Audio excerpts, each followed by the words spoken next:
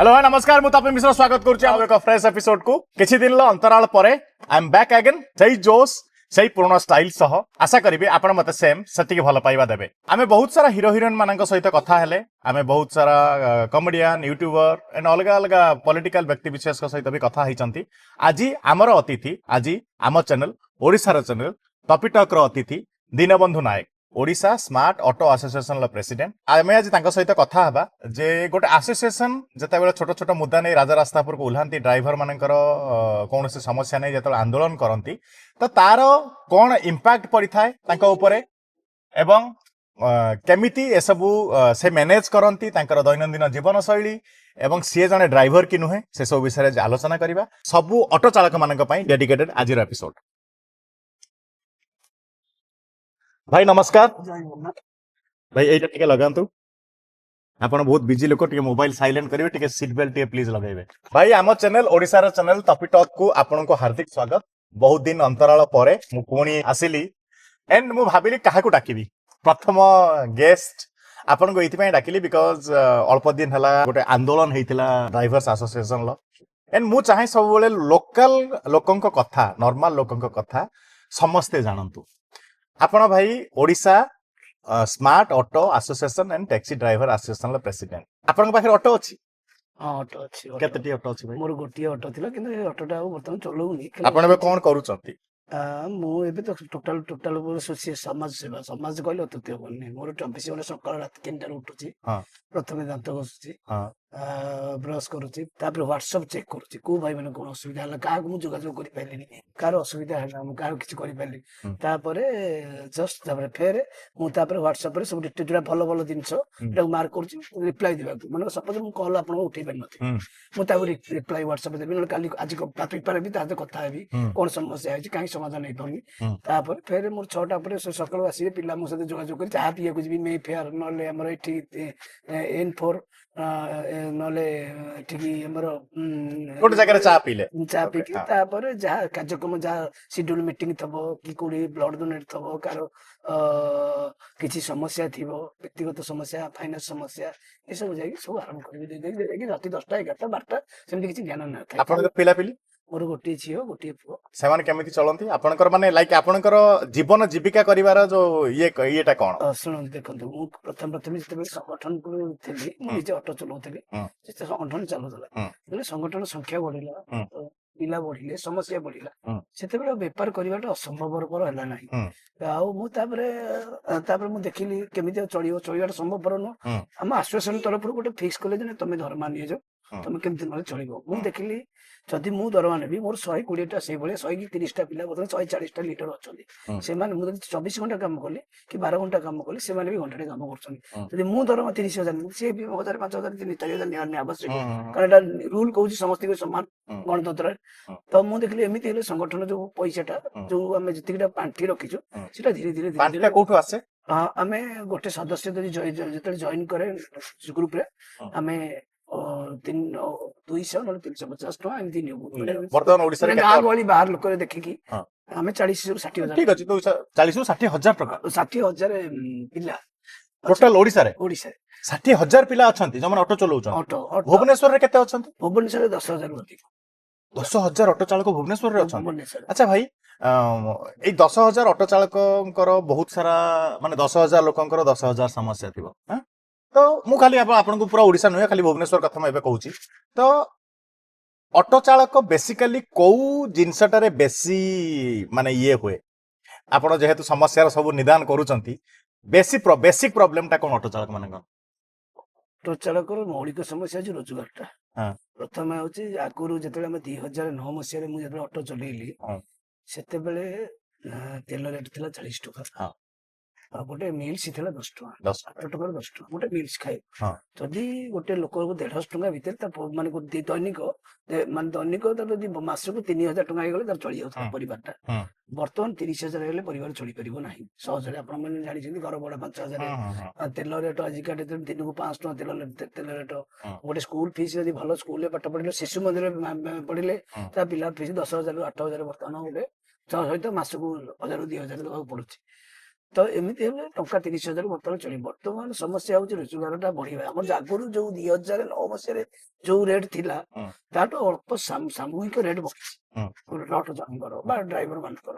ଆଉ ରେଟ୍ ଟା ବଢୁନି ସରକାରଙ୍କ ତରଫରୁ ସେଟା ଅଟୋ ଚାଳକ ମାନଙ୍କର ରେଟ୍ କଣ ସରକାର ଫିକ୍ସ କରନ୍ତି କି? ଫିକ୍ସ କରିନାହାନ୍ତି ଆଜି ଯାଏଁ। ତାହେଲେ ଆପଣ ସରକାରଙ୍କୁ କେମିତି କହିଦେଇ ପାରିବେ? ସରକାରଙ୍କୁ ଆମେ ଅଲରେଡି ନା ନା ମୁଁ କହିଲି ଅଟୋ ଚାଳକ ମାନଙ୍କର ରେଟ୍ ଟା ମାନେ ଅଟୋ ଚାଳକ ଧର ଜଣେ ଜୟଦେବ ବିହାରରୁ ଡମଣା ଛକ ଗଲା ତାର ଗୋଟେ ରେଟ୍ ଫିକ୍ସ ହେଇଛି ଏତିକି ଟଙ୍କା ହିଁ ନବ ଏତିକି ଟଙ୍କା ନେଇପାରିବ। ରେଟ୍ ଆମର ଆଗରୁ ଥିଲା 10 ଟଙ୍କା, ଏବେ ଆଉ 10 ଟଙ୍କା ବଢେଇଛନ୍ତି ସେୟାର ରେଟ୍। ନା ନା ଆପଣ ଯୋଉ କହିଲେ ହଁ। ଯେ ସରକାର ରେଟ୍ ବଢିଛି ଖାଇବା ରେଟ୍ ଟା ସରକାର ବଢେଇ ଦେଲେ ଠିକ ଅଛି ତ ଅଟୋ ଚାଳକ ମାନଙ୍କର ରେଟ୍ ଟା ତ ଆପଣ ବଢେଇବା କଥା ସରକାର କାହିଁକି ବଢେଇବେ?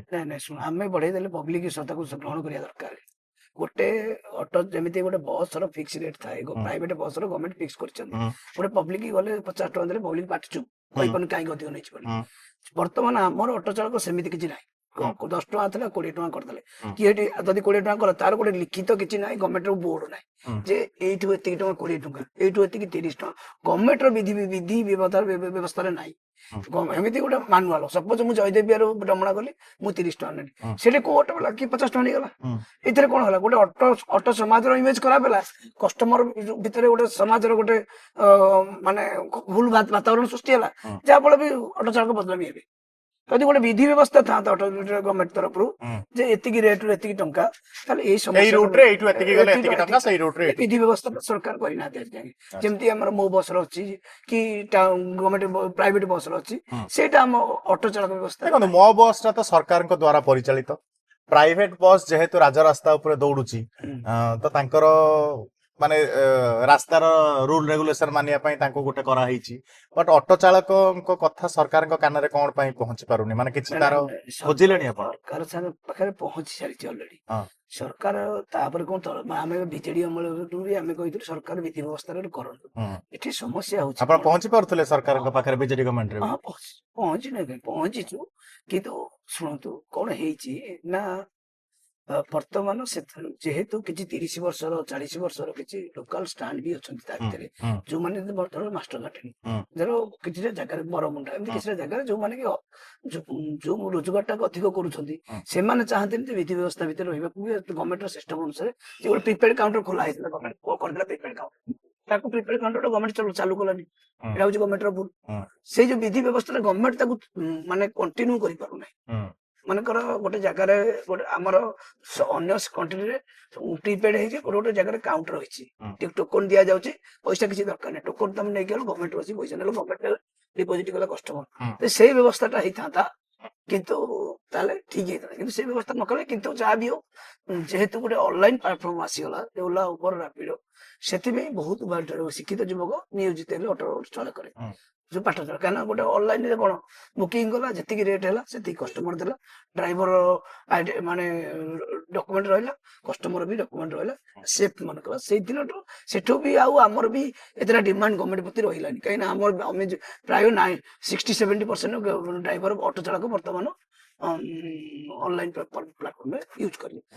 ଆମର ଏତେ, କିନ୍ତୁ ବର୍ତ୍ତମାନ ପରିସ୍ଥିତି ଗଭର୍ଣ୍ଣମେଣ୍ଟକୁ ଆମେ ଡିକ୍ଲେୟାର ଏବେ ବି ଟ୍ରାନ୍ସପୋର୍ଟ କମିଶନ ମିନିଷ୍ଟରକୁ ଯାଇ ଦେଖା କରିଥିଲୁ ଯେ ସେ ଅନଲାଇନ ହଉ କି ଅଫଲାଇନ ହଉ, କିନ୍ତୁ ଗଭର୍ଣ୍ଣମେଣ୍ଟର ଗୋଟେ ଚାର୍ଟ ଫିକ୍ସ ହଉ ବୋଲି ଆମେ ଡିମାଣ୍ଡ କରୁ।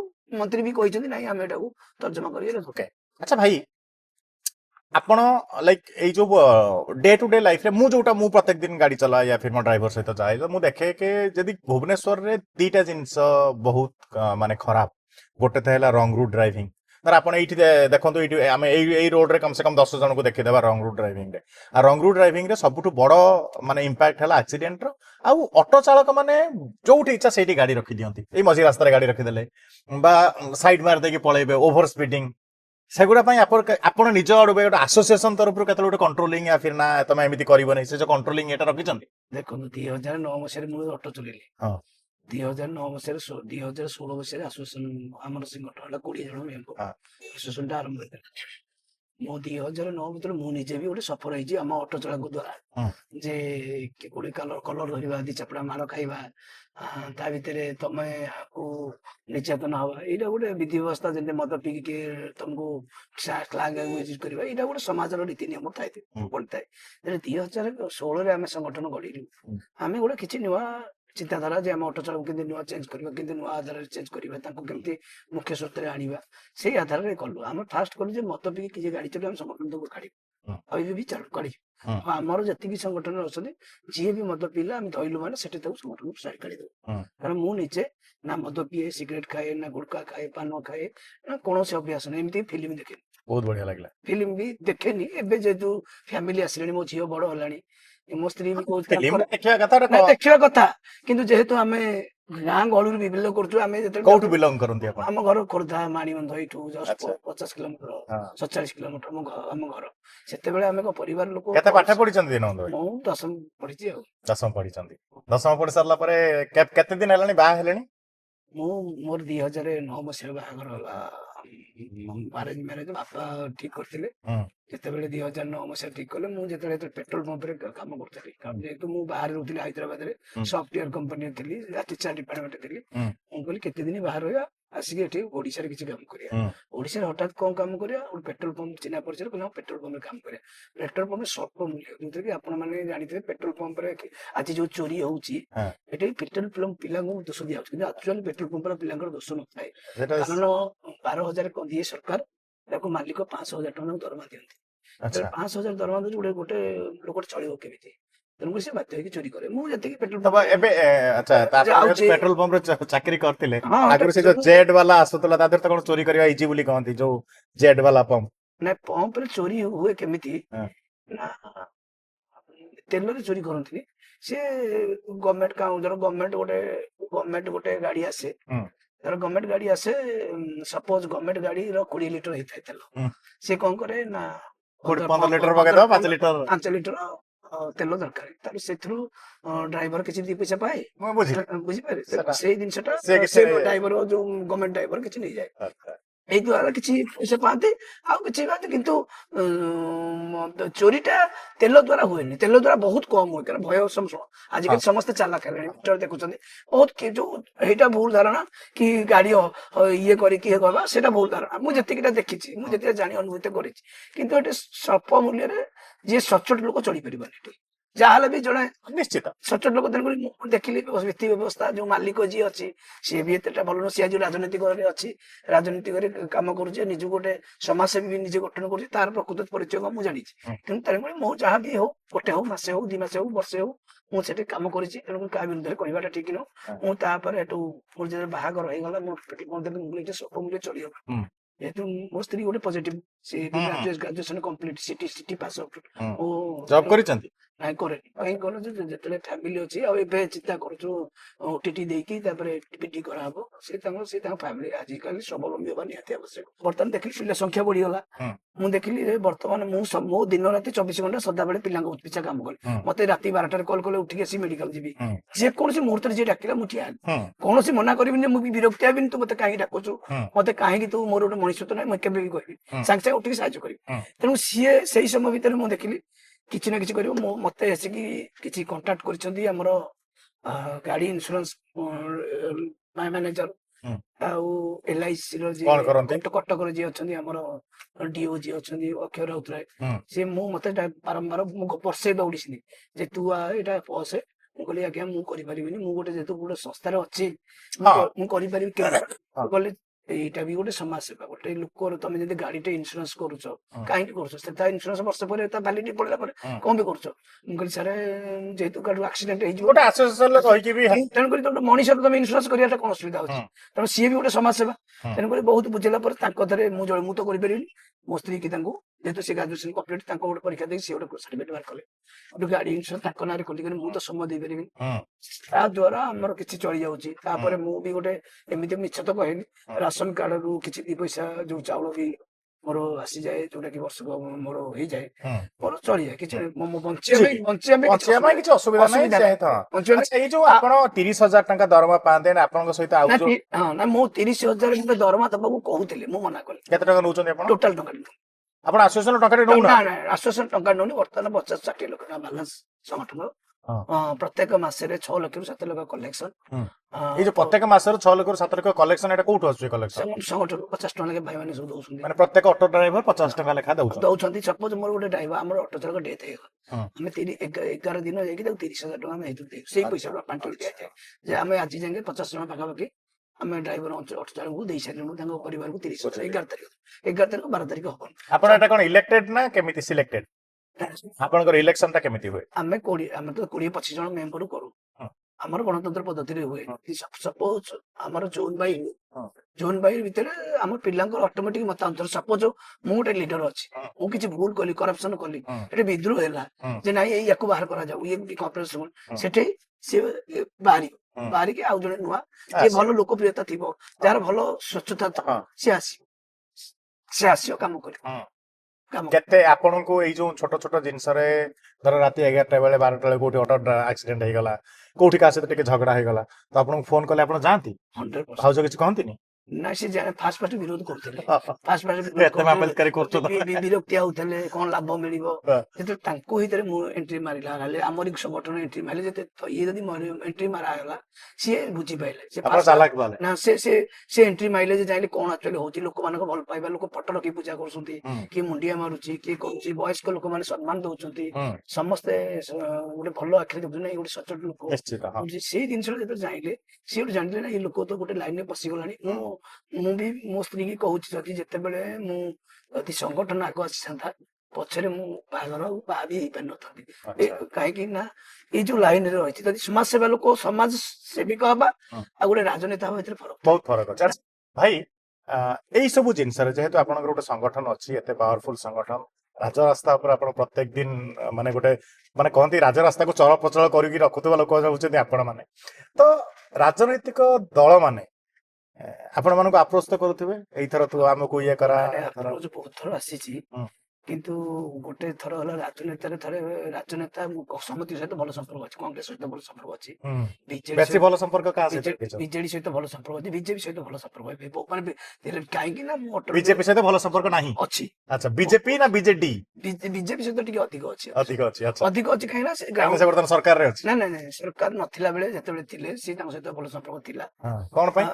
ଦେଖ, ମୁଁ ଟିକେ ଅଟଳ ବିହାରୀ ବାଜପେୟୀ, ଏପିଜେ ଅବଦୁଲ କଲାମ, ତାଙ୍କ ଆଇଡିଓଲୋଜି ଭଲ ଲାଗେ। ଯେ ସ୍ୱଚ୍ଛତା, ଯୋଉ ତାଙ୍କ ଭାଷଣ, ତାଙ୍କ ଚିନ୍ତାଧାରା ଭଲ ଲାଗେ। ତାପରେ ନରେନ୍ଦ୍ର ମୋଦୀ ଆସିଲେ, ଯେତେବେଳେ କିଛି ନାହିଁ, କିନ୍ତୁ ଯେହେତୁ ହିନ୍ଦୁତ୍ୱ ଆମେ ହିନ୍ଦୁତ୍ୱକୁ ନେଇ ଯେହେତୁ ବଞ୍ଚିছে ଆମ ଚିନ୍ତାଧାରା, ଆପଣ ଜଣେ ହିନ୍ଦୁବାଦୀ। ହିନ୍ଦୁଟା ବାଦୀରେ ନୁହଁ, ଯେହେତୁ ଆମେ ବି ମୁସଲିମ ଲୋକଙ୍କୁ ସମ୍ମାନ ଦଉଛେ। ଆମ ହିନ୍ଦୁ ତା ଅର୍ଥ ନୁହଁ ଯେ ଆମେ ମୁସଲିମକୁ ବିରୋଧ କରୁଛେ, ଆମେ ବିରୋଧ କରୁନେ। ଆମ ଗଣତନ୍ତ୍ରରେ ଯିଏ ଭାରତରେ ଯୋଉ ମୁସଲିମ ଅଛନ୍ତି ସୁରକ୍ଷିତ ଅଛନ୍ତି, କିନ୍ତୁ ଆମ ଭାରତ ବାହାରେ ବାଂଲାଦେଶରେ ଆମ ହିନ୍ଦୁ ସୁରକ୍ଷିତ ନାହାନ୍ତି, ପାକିସ୍ତାନରେ ହିନ୍ଦୁ ସୁରକ୍ଷିତ ନାହାନ୍ତି। ତେଣୁକରି ସେଇଟା ଆମ ଆଇଡିଓଲୋଜିରେ ଆମର ଯୋଉ ଅପୋଜିସନ ଯୋଉମାନେ ଅଛନ୍ତି, ସେମାନେ କେବେ ଗ୍ରହଣ କରିନାହାନ୍ତି, କେବେ ବି କହିନାହାନ୍ତି ପାକିସ୍ତାନରେ ହିନ୍ଦୁ ବି ସୁରକ୍ଷିତ ନାହାନ୍ତି। କୌଣସି ରାଜନୈତିକ ନେତା ଭୁବନେଶ୍ୱରର ଆପଣଙ୍କ ସହଯୋଗ ମାଗିଛନ୍ତି ଯେ ମୁଁ ଏଇଥର ମତେ ଜିତେଇବା ପାଇଁ ସାହାଯ୍ୟ କର? 100% ଦେଖନ୍ତୁ, ଗଣତନ୍ତ୍ରରେ ସମସ୍ତଙ୍କର ଅଧିକାର। ଆପଣ କେତେବେଳେ ପଇସା ନେଇକି? ନାଇଁ ପଇସା ମୁଁ ପଚାରୁଛି ଜଷ୍ଟ, ଆପଣ କେତେବେଳେ ଟଙ୍କା ନେଇ କୌଣସି ପାର୍ଟିକୁ ଫେଭର କରିବା ପାଇଁ କିଛି କରିଛନ୍ତି? ନାଇଁ ମୋ ଜୀବନ କାଳରେ ପଇସା ପ୍ରତି ମୋର ଲୋଭ ବୃତ୍ତି ନାହିଁ, କି ପଇସା ମୋର ଜୀବନର ଲକ୍ଷ୍ୟ ନଥାଏ। ଯଦି ଲକ୍ଷ୍ୟ ଥାନ୍ତା ତାହେଲେ ମୁଁ ଆଜି କୋଉଠି ଅନ୍ୟ କୋଉଠି ଲୋକ ଏତେ ଭଲ ପାଉନଥାନ୍ତେ ଆପଣ। ଭଲ ପାଆନ୍ତି। ମୋର ଜୀବନର ଲକ୍ଷ୍ୟ ହଉଛି ଗୋଟେ, ଯେହେତୁ ମୁଁ ଗୋଟେ କୃଷକ ପରିବାରରୁ ଆସିଛି, ଆମେ ଗୋଟେ ଜଏଣ୍ଟ ପରିବାର ଆସିଛୁ। ମୋ ବାପା ଗୋଟେ ସେଇଭଳି ବ୍ୟକ୍ତିତ୍ବ, ଆମ ପରିବାର ସେଇଭଳି ବ୍ୟକ୍ତିତ୍ବ। ମୁଁ ପଇସା ପ୍ରତି ଦୁର୍ବଳତା ମୋର ଜମା ହିଁ ନାହିଁ। ମୁଁ ଯଦି ମୋର ସଦାବେଳେ ମୋ ସ୍ତ୍ରୀ ବି କହିଛି ଯେ ଆମେ ବଞ୍ଚିବା ପାଇଁ ଯେତିକି ଆବଶ୍ୟକ ସେତିକି ଦରକାର। ଷ୍ଟାଟସ ବି ମୋର ଦରକାର ନାହିଁ। ମୁଁ କେତେବେଳେ ସାଧାରଣ ଚପଲ ପିନ୍ଧେ, ମୁଁ ଆଜି ଧଳା ଡ୍ରେସଟା ଯଦି ମୋ ପିଲା ଦେଇଛନ୍ତି ମତେ ଧଳା ଡ୍ରେସ, ଏ ପ୍ୟାଣ୍ଟଟା ବି ମୋ ପିଲା ଦଉଛନ୍ତି, ମୁଁ ଗୋଟେ କିଣିନି, କୌଣସି ଡ୍ରେସ ବି କିଣିନି, ସବୁ ଧଳା ଡ୍ରେସ ସବୁ ଗିଫ୍ଟ, ଏଇ ଘଣ୍ଟା ବି ମୋ ପିଲା ଦେଇଛନ୍ତି। ମୁଁ ଗୋଟେ ଆଜି ମୋ ଚଏସରେ ମୁଁ କୌଣସି ଜିନିଷ ଆଜି କିଣିନି। ଆଇଦର ମୋ ସ୍ତ୍ରୀ କିଛି ଡ୍ରେସ କିଣିଥିବ, ମୋ ପିଲା କିଣିଥିବ, ମୋର ଗୋଟେ କୌଣସି ନାହିଁ। ମୋ ପିଲା ମତେ ଗିଫ୍ଟ କରୁଛନ୍ତି। ମୋ ଯେତେବେଳେ ଗୋଟେ କାହାର ଗୋଟେ ଜନ୍ମଦିନ, କାହାର ବାହାଘର କି କାହାର ଗୋଟେ ଫଙ୍କସନ କଲେ ସଂଗଠନର, ସିଏ ମତେ ଗିଫ୍ଟ କରନ୍ତି। ମୋର କୌଣସି ନିଜସ୍ୱ କୌଣସି ନାହିଁ। ମୁଁ ସାଧାରଣ ମଣିଷ ଭଳିଆ ବଞ୍ଚୁଥିଲି।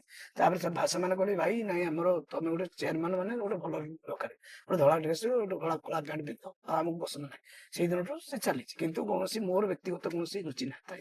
ଖାଇବା ହଉ, ପିନ୍ଧିବା ହଉ ବା ଚଳିବା ହଉ, କୌଣସି କିଛି ନଥାଏ। ଯେତେବେଳେ ଭାଇ ଆମର ଓଡିଶା ବାତ୍ୟା ପ୍ରବଣ ରାଜ୍ୟ, ବେଶୀ ବର୍ଷା ଟିକେ ଅଧିକା ହୁଏ, ବିଜୁ ଘଡଘଡି ମ୍ୟାକ୍ସିମମ୍ ସମୟରେ ବାତ୍ୟା।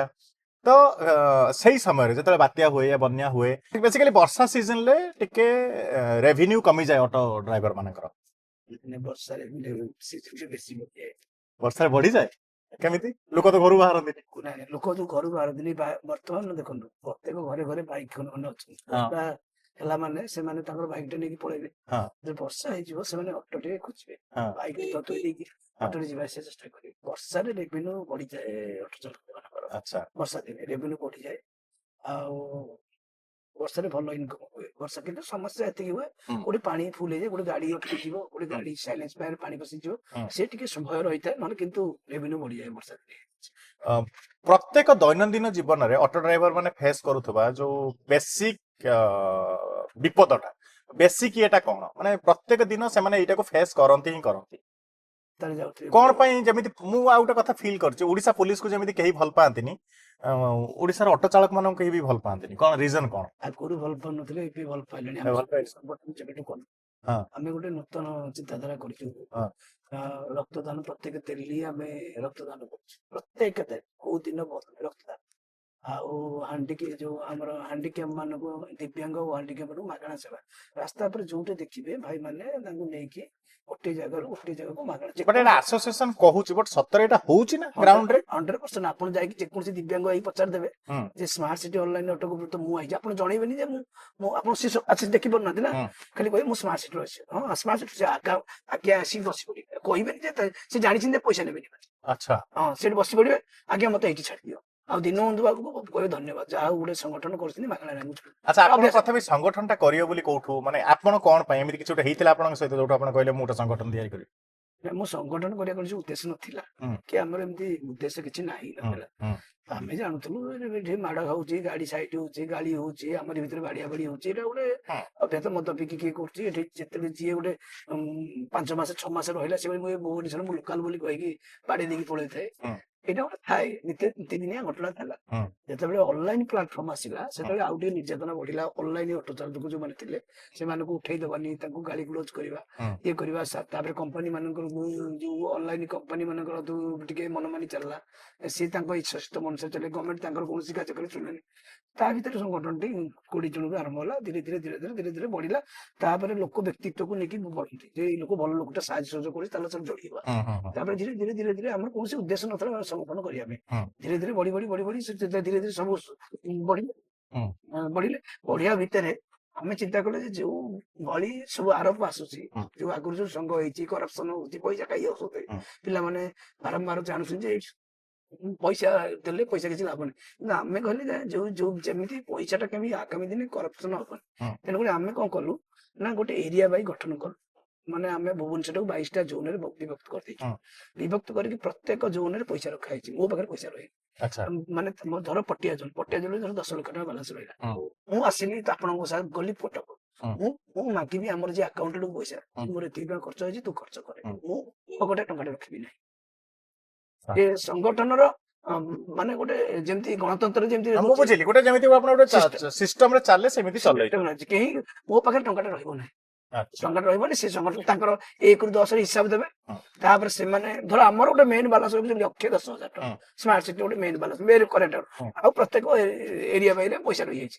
ସେଠୁ ଖର୍ଚ୍ଚ ହେଲେ 2,10,000 ଖର୍ଚ୍ଚ ହେଇସାରିଲା ପରେ ଆମେ ହିସାବ ଦେଖେଇବୁ ତାକୁ ଯେ 2,10,000 କଣ ଖର୍ଚ୍ଚ କରିଛ। ସେମାନଠୁ ଆମେ ହିସାବ ନେବୁ। ଦୁଇ ପକ୍ଷ ସମସ୍ତଙ୍କଠୁ ହିସାବ ନେଲା ପରେ 50 ଟଙ୍କା ଲେଖା ଜଣେ ଅଟୋ ଚାଳକ ଦଉଛନ୍ତି, ସେମାନଙ୍କର ମାନେ ଗୋଟେ ସୁରକ୍ଷା କବଚ ଭଳିଆ ଗୋଟେ ୟୁନାଇଟେଡ ହେଇକି କାମ କରୁଛନ୍ତି। ତା ସହିତ ଗୋଟେ ସେଟା ରହିଲା ଯଦି କାଲି କିଛି ହବ, ସପୋଜ ଆମେ ଗୋଟେ ଆନ୍ଦୋଳନ କଲୁ, 5ଟା ପିଲା ଯାଇକି ପଳେଇଲେ ଜେଲ, ତାଙ୍କୁ ବେଲ କରାଯିବ। ତାଙ୍କ ପରିବାରକୁ ଯେତିକି ଦିନ ସେ ଜେଲକୁ ଯିବେ, ତାଙ୍କ ପରିବାରକୁ ଦିନକୁ 1,000 ଟଙ୍କା ଲେଖେ ତାଙ୍କ ପରିବାରକୁ ଦିଆଯିବ। ସପୋଜ କି ଗୋଟେ ରାସ୍ତା ତାପରେ ଆକ୍ସିଡେଣ୍ଟ ହେଇକି ପଡିଲା। ହଁ। ତା ପରିବାର ଲୋକଙ୍କୁ ଆମେ ଡାକି ଫୋନ କରିବୁ ଯେ ତୁ ଆସେ ଟ୍ରିଟମେଣ୍ଟ କରିନେବୁ, ହଁ। ଆମେ ନେବୁ ମେଡିକାଲ ଟ୍ରିଟମେଣ୍ଟ କରି ତାଙ୍କ ଘରେ ପହଞ୍ଚେଇବୁ। ହୁଁ ହୁଁ ହୁଁ ପହଞ୍ଚେଇବୁ।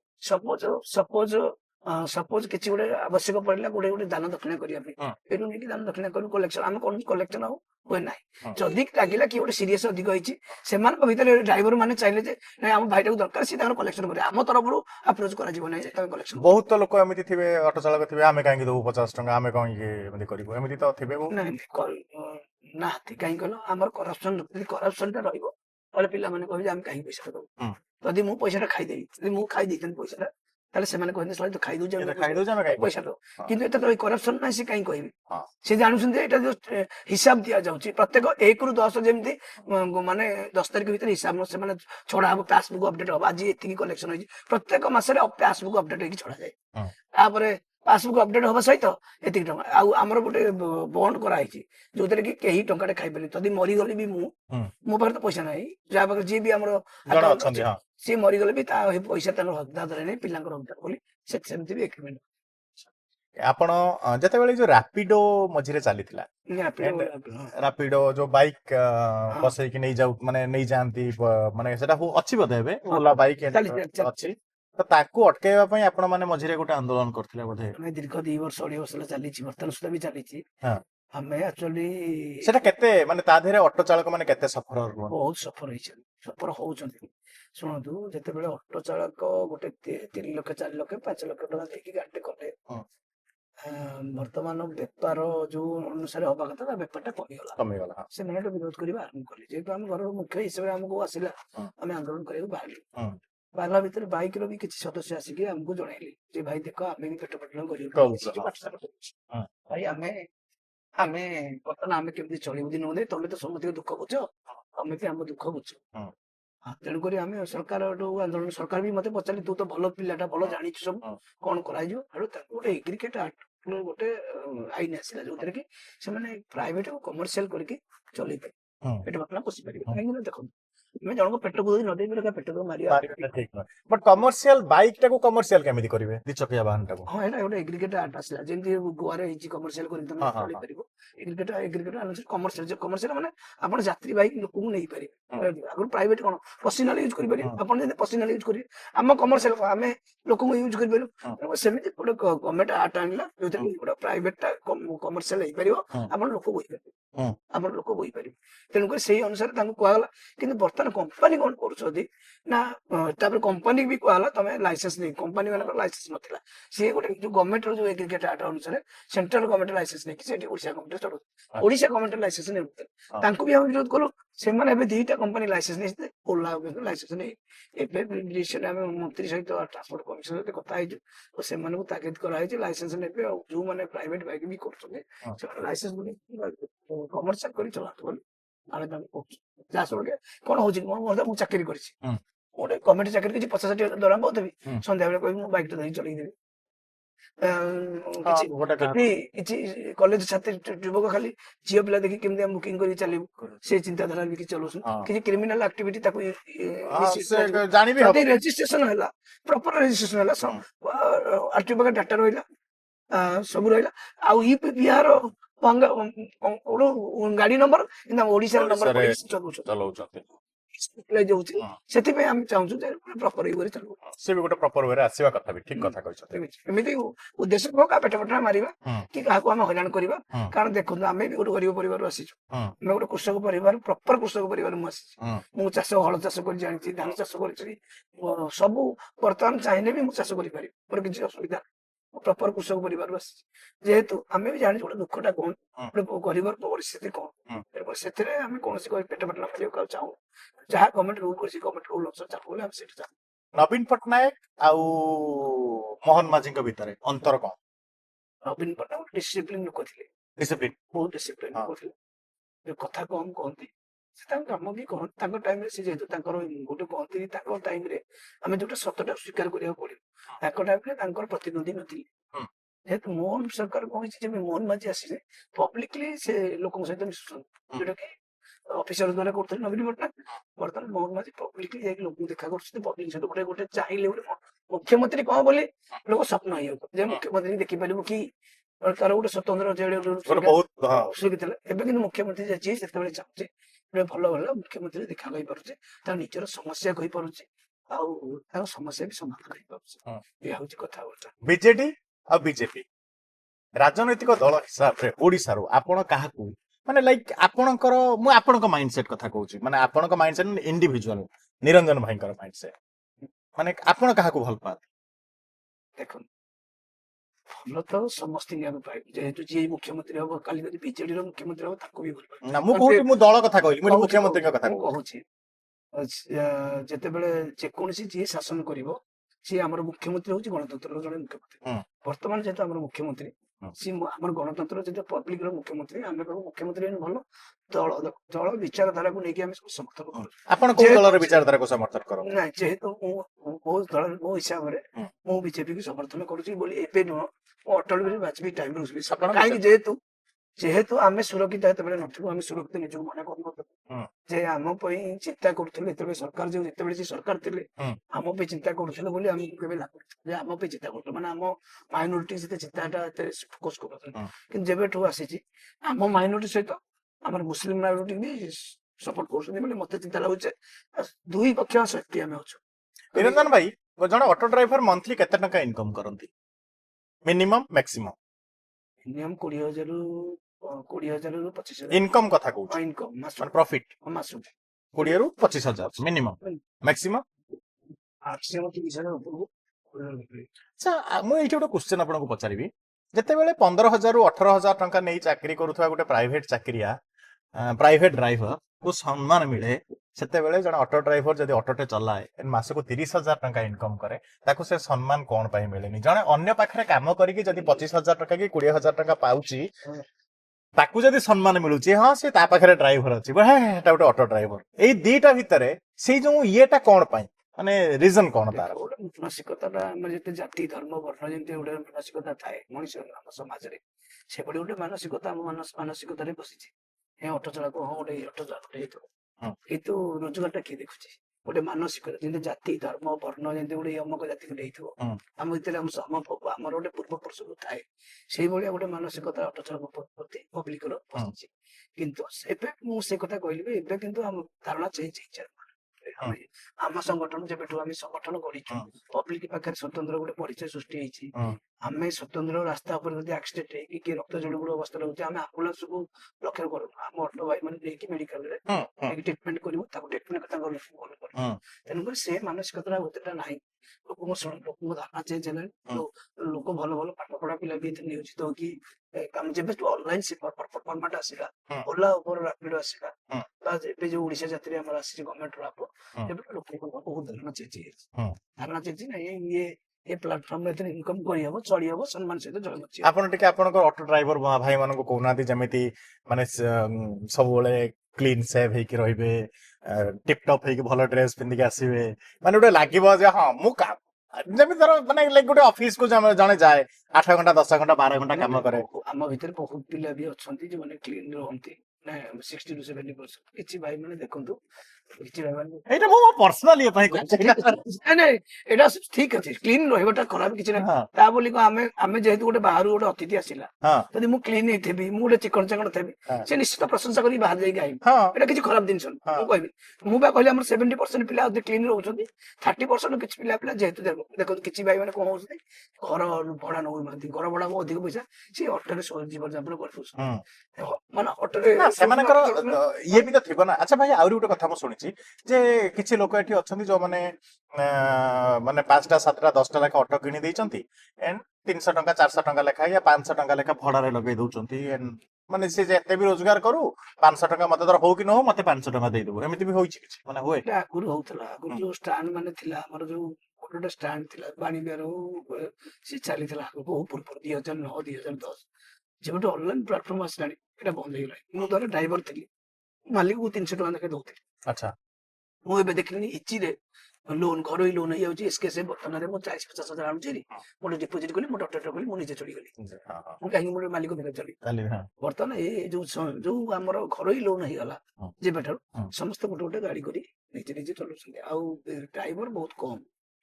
ସେଗୁଡା ସବୁ ଆଉ ହଉନି। ନା ଯେମିତି ଆପଣଙ୍କର ଆସୋସିଏସନ ଅଛି ଏମିତି ଅଛି କି ଯେ ଡମଣା ଛକରୁ ମାନେ ପଟିଆ ଷ୍ଟାଣ୍ଡ ରେ ଯଦି ଲଗେଇବେ ତା ପାଇଁ ଅଲଗା ପଇସା ଦେବା ପାଇଁ ପଡିବ, ଖଣ୍ଡଗିରି ଷ୍ଟାଣ୍ଡ ରେ ଯଦି ଲଗେଇବେ ଅଲଗା ପଇସା ଦେବା ପାଇଁ ପଡିବ ଏମିତି ଅଛି?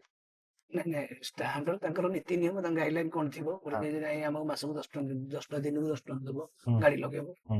ଆଉ ନା ତାଙ୍କର ସେଠି ଲଗେଇବା ପାଇଁ ବି ଗୋଟେ ବଡ ମୋଟାଙ୍କର ଅର୍ଥ ନିଅନ୍ତି ମୁଁ ଶୁଣିଛି। ହଁ ନିଅନ୍ତି ଏଟା ଥିଲା ଆଗରୁ ଏବେ ଚାଲିଛି ବି ଯୋଉ ଷ୍ଟାଣ୍ଡ ରେପୁଟେଡ୍ ଷ୍ଟାଣ୍ଡ ଯୋଉମାନେ ସପୋଜ ମାଷ୍ଟର କ୍ୟାଣ୍ଟିନ ଯୋଉ ଆମର ଷ୍ଟେସନ ଷ୍ଟାଣ୍ଡ ଲୋକେ ମାନେ ହୁଁ, 1,00,000 ଟଙ୍କା 30,000 ତାଙ୍କର ଗୋଟେ ଥାଏ ସୀମିତ 100ଟା ମେମ୍ବର ହୁଁ, 100ଟା ମେମ୍ବର ତମେ ଯଦି ସେଥିରେ 5 ବର୍ଷ କି 10 ବର୍ଷ ମେମ୍ବରସିପ ଆଉ ଡ୍ରାଇଭର କି ଚଲେଇ ପାରିବ ହୁଁ, ତମକୁ ଗୋଟେ ମେମ୍ବରସିପ ଦେବେ ହୁଁ। ସେତିକି ତମକୁ ଡିପୋଜିଟ କରିବାକୁ ପଡିବ 1,00,000 କି 50,000 ତାଙ୍କୁ ଡିପୋଜିଟ କରିବାକୁ ଥାଏ ଆଉ ସେମିତି ଥାଏ ତାଙ୍କ ସିଷ୍ଟମ। ଜଣେ ଯଦି ଗୋଟେ ଲୋକ ଗୋଟେ ଉଦ୍ୟମୀ ଯୁବକ ଅଟୋଟେ କିଣିବ ମାଷ୍ଟର କ୍ୟାଣ୍ଟିନ ଛକରେ ଲଗେଇ ପାରିବ, ଠିଆ ହେଇପାରିବ? ନାଇଁ ଏବେ ଲଗେଇବାକୁ ଚିନ୍ତା କରିବେନି ଏବେ ଅନଲାଇନ ପ୍ଲାଟଫର୍ମ ଆସିଲେ ମୁଁ କାହିଁକି ଲଗେଇବି କାହିଁକି 30,000 ଖର୍ଚ୍ଚ କରିବି ମୁଁ ତ ଅନଲାଇନରେ ଟଙ୍କା 1,000 ଖର୍ଚ୍ଚ କରିବି କିଣିବି ପକେଇବି ଆଉ ମୁଁ କାହିଁକି ଏଠି ଯିବି ଜଣକୁ କଷ୍ଟମର ଲାଗି ଆସ ଦେବି ହୁଁ, ଯିଏ ପାଠ ପଢା ଯୁବକ ଶିକ୍ଷିତ ଯୁବକ ସିଏ ଆସିବ ପ୍ରଥମେ ଅନଲାଇନ ପ୍ଲାଟଫର୍ମକୁ ଯିବ ହୁଁ, କାହିଁକିନା ମୁଁ ଆପଣଙ୍କୁ ମତେ ବୁକିଂ କଲେ ମୋର ଯେତିକି ରେଟ୍ ହେଲା ମୁଁ ଏତିକି କଷ୍ଟମର ସହିତ ଝଗଡା ନାହିଁ କାଁ ଭାଇ କଷ୍ଟମର ସହିତ ଝଗଡା ହୁଏ କିନ୍ତୁ ବହୁତ କମ ଥାଏ 90% 10% ଥାଏ ହୁଁ। କିନ୍ତୁ ଅନଲାଇନ ପ୍ଲାଟଫର୍ମରେ ଝଗଡା ହବାର ଚାନ୍ସ କମ ଅନଲାଇନ ପ୍ଲାଟଫର୍ମ ମାନେ କୋଉଟାରେ ଅନଲାଇନ? ଓଲା ଉପରେ ରାପିଡ ହଁ ସେଟା ତ ସେଥିରେ ଶିକ୍ଷିତ ଯିବୁ ଯାହା ପସନ୍ଦ କରିବି ଏଇଥିରେ ପସନ୍ଦ ବହୁତ କମ ଆଚ୍ଛା ହଁ। କାହିଁକି ଆସିବ ମୁଁ କାହିଁକି ଏଠି ବସିବି ହୁଁ, ହୁଁ। ଏବେ ବହୁତ କମ ଆଗରୁ ଥିଲା ଯେତେବେଳେ ସବୁ ସେଇ ପ୍ଲାଟଫର୍ମ ନଥିଲା ହୁଁ। ଏଇ ଯୋଉ ଷ୍ଟାଣ୍ଡ ଥିଲା ସେ ଷ୍ଟାଣ୍ଡ ର ଭ୍ୟାଲୁ ଅଧିକ ଥିଲା ତ ଏବେ ମାଷ୍ଟର କ୍ୟାଣ୍ଟିନ ଛକରେ ଯେତେବେଳେ ସେ ଓଲା ଉବେର ଲୋକଟା ଯିବ ଲୋକ ଉଠେଇବା ପାଇଁ ତାଙ୍କ ଆସୋସିଏସନ କିଛି କହିବନି ତ? ନାଇଁ ଆମେ ସ୍ୱତନ୍ତ୍ର ଆମେ ଲଢେଇ କରିକି ଆମେ ଗୋଟେ ଜାଗା ଆମେ ଅଲରେଡି ବସିଛୁ ଯୋଉଠିକି ଲୋକ ଉଠେଇ ପାରିବ ନେଇପାରିବ ସେଇଟା ଗୋଟେ ସଂଘର୍ଷ କରିକି ରାସ୍ତା ପଥ ରୋକ କରିକି ଗୋଟେ ଜାଗାଟା ଆମେ ତିଆରି କରିଛୁ ଆଚ୍ଛା ଗଭର୍ଣ୍ଣମେଣ୍ଟଙ୍କ ଦ୍ୱାରା ହଁ ହଁ ସେଠି ଏଇ ଯୋଉ କହିଲେନି କି ଆପଣଙ୍କ ଏ ଅନଲାଇନ ସମସ୍ୟା ହଉଥିଲା ଆମେ ଷ୍ଟ୍ରାଇକ କଲୁ ହଁ ହଁ ହଁ। ଜାଗା ଖଣ୍ଡେ ରଖିଲୁ ତାପରେ କମ୍ପାନୀ ସହିତ ଲଢେଇ କଲୁ ପୋଲିସ ସହିତ ଲଢେଇ ହେଲା କେତେ ଥର ମାଡ ଖାଇଛନ୍ତି ପୋଲିସ ପାଖରୁ?